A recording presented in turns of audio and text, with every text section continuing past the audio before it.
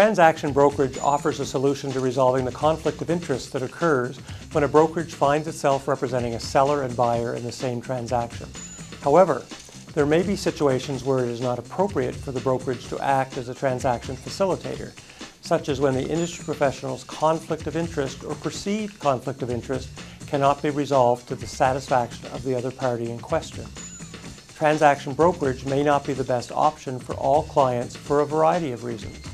For example, it may not be appropriate for clients of advanced age or physical limitations. It may not be suitable for a new immigrant who is unfamiliar with the English language, Canadian business practices, or private property ownership.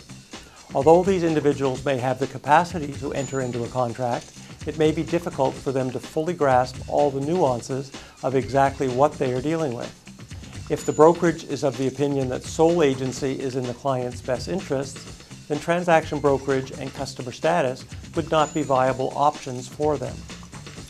A client who requires sole agency representation should be referred to another brokerage, or if it is a designated agency brokerage, to another designated agent in the same brokerage, as this is in the client's best interest. Transaction brokerage requires the brokerage, an industry professional, to act as a facilitator in the transaction. The transaction facilitator must treat the interests of both the buyer and the seller in an even-handed, objective, and impartial manner. A prime example of this would be that any advice or information given to one party must be disclosed to the other party. The transaction facilitator must not use their discretion or judgment in a way that benefits the buyer or seller to the prejudice of the other. The reality is that in some situations, the industry professional will continue to be faced with a real or perceived personal conflict of interest to go along with representational ones. For example, the industry professional may have some sort of personal connection with the client they are representing. The industry professional must disclose these conflicts to other clients.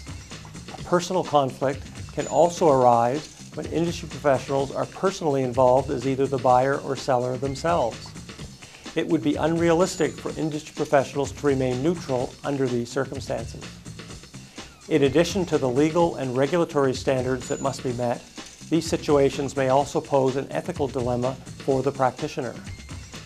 Notwithstanding the fact an industry professional has successfully provided professional transaction facilitation services to many clients, is it ethical to proceed in a situation where one's loyalty clearly lies or is perceived to lie with one of the parties to the transaction? To read more about transaction brokerage is not always appropriate. Check out the RECA website at www.reca.ca.